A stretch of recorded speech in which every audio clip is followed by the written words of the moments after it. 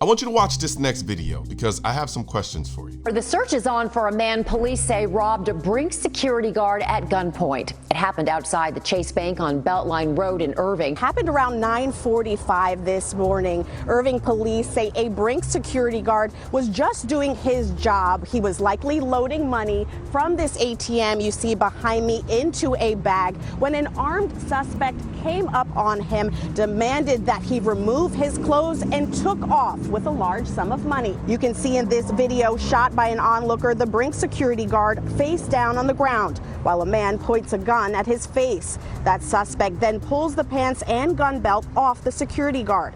Irving police say that was to make sure the security guard, who was armed, did not retaliate. Irving police say the armed suspect then grabbed the duffel bag containing a large amount of money and took off. Police say by the time they were called, the suspect had already fled. Now, Irving police want you to take a look at these surveillance images of the suspect, who they believe followed the Brinks security truck from another location to this Chase Bank in Irving. Police say he likely acted alone and was driving a black Malibu. I truly hate this for this Brinks guy. Being robbed is already a concoction of negative emotions like fear, anger, and frustration.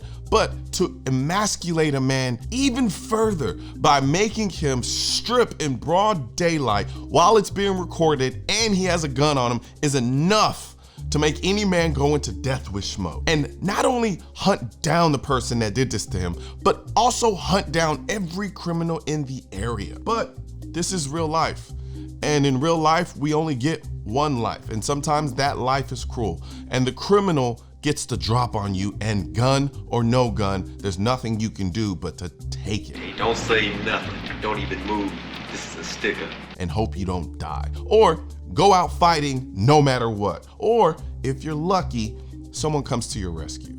And that's what I want to focus on. But before I do that, I want to let you know about my favorite in-ear wireless Bluetooth hearing protection. The AKT1 Blackouts are now available again on shop.mrcolionnoir.com. These things are awesome. They allow you to listen to music, take phone calls, have active noise cancellation, and hear through technology that allows you to still hear the world around you while still protecting your hearing with certified NRR rating of 25. So click the link in the description section now before they're sold out again. Now, there was clearly someone recording this entire robbery instead of calling the police or helping in any other way instead of just recording another man's most terrifying and embarrassing moment. But I'm gonna leave that one alone. Now imagine it was you there seeing this robbery happen and you have a gun on you.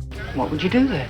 Right now it's easier to make that decision because you know the full context of what's going on. And you're watching this video with all the time in the world to work through it in your mind in terms of what you would do. But in the moment, you don't have the luxury of full context or time, because at any moment that person who might or might not be the criminal could decide to simply kill this man. This is the complexity that comes with carrying a gun and deciding to jump in with your gun and trying to save a third party. I know some people who say, no matter what, I'm not getting involved in trying to save a third party because I could shoot the wrong person thinking they were the criminal when they were really the victim. I also know people who wouldn't hesitate to use their gun to try to help a third party. I would argue that the latter person is a lot of us.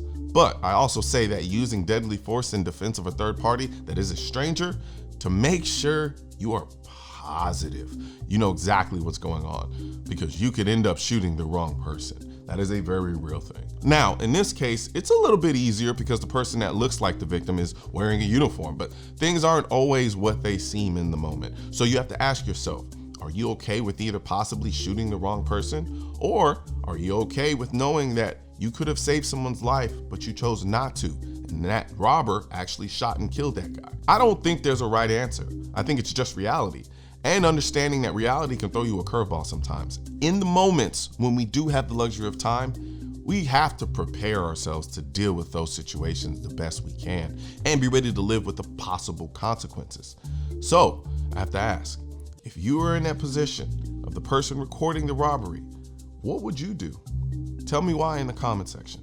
Guns aren't political. That's why I need your help getting this message to spread on YouTube by clicking the thumbs up button, leaving a comment to let me know what you think of the video, then subscribing to the channel. But most importantly, click that bell symbol. For products featured in this video, click the links in the description.